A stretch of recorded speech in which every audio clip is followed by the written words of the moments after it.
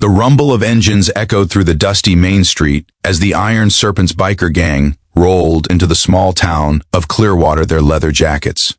Worn and patched with stories of the road, gleamed under the fading sunset. The bar lights flickered behind them, a warm refuge for men who had seen, too, much of the world's coldness inside. Laughter mingled with the smell of beer and smoke, until the door burst open. A small boy, no older than 8, stumbled inside. His face was streaked with tears. His blonde hair, tangled and a fresh bruise, darkened his cheek. The room went silent. Every gruff laugh died mid-breath. He stood there, chest heaving, eyes darting from one tattooed face to another. Then he cried out, his voice cracking through the heavy air. "Please, they're beating my mama. If you believe in kindness and second chances and in standing up for what's right, please take a moment to like this video, share it with someone you care about, and subscribe to our channel. Stories like this remind us that heroes sometimes wear leather and ride on 2 wheels. The tallest man in the room, Brick, the leader of the Iron Serpents, rose slowly from his chair. He was a mountain of a man, scars across his knuckles, eyes like cold steel, and a heart he kept buried under years of loss and regret. The boy's words hit him harder than any punch he'd ever taken. He knelt down, looking the child in the eyes. Blood ran down the boy's temple, and his small hands trembled. Brick didn't need to ask questions. He'd seen that kind of fear before, the kind that only comes from home. Without another word, Brick stood, grabbed his vest, and nodded. To his men, the roar of engines shattered the night once more as they followed the boy down a winding dirt road to a small, broken-down house on the edge of town. The porch light flickered weakly, and inside they could hear shouting, the unmistakable voice of a drunk man raging, and the desperate cries of a woman begging him to stop. The bikers didn't hesitate. Brick kicked the door open so hard it flew off its hinges. Inside, the boy's mother was on the floor, shielding herself from a man twice her size, his belt raised in his hand. The sight froze everyone for a second.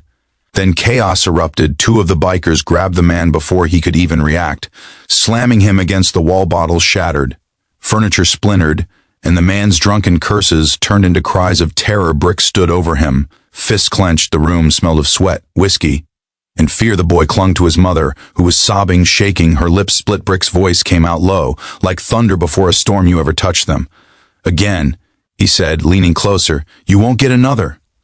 Warning, the man tried to speak, but Brick didn't let him. The bikers dragged him outside and made sure he'd never forget that night. Their revenge wasn't just brutal. It was justice wrapped in leather and fury. Back inside, Brick crouched beside the woman. She flinched at first, but when she saw the boy run into his arms and whisper, "Thank you," she knew they weren't there to harm her. Brick's voice softened, almost like he didn't recognize it himself. He told her she was safe now, that no one would hurt her or her boy again.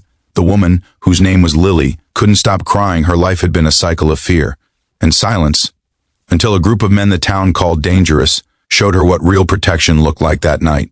The Iron Serpents stayed by her side.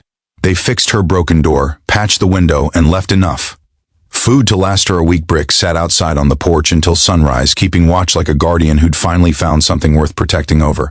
The next few days, the bikers came back often. They helped repair the roof, got the boy, named Tommy, enrolled in school again, and made sure Lily had the courage to stand on her own feet. Brick, a man who'd once sworn he'd never care for anyone again after losing his own family years ago, found something healing.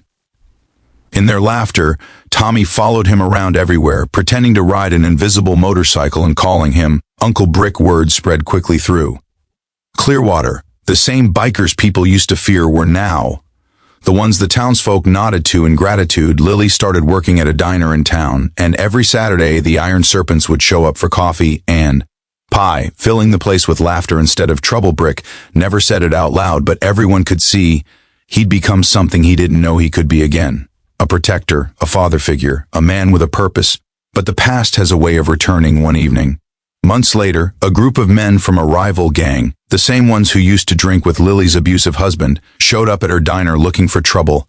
They mocked her, shoved tables, and threatened her for embarrassing their friend before they could lay a hand on her. The roar of motorcycles filled the parking lot. Brick and the Serpents stepped off their bikes, helmets glinting under the neon lights. The rival gang froze, realizing too late who they were dealing with. Brick didn't have to say much, just one look from him was enough. The men left with their tails between their legs, and the diner fell silent.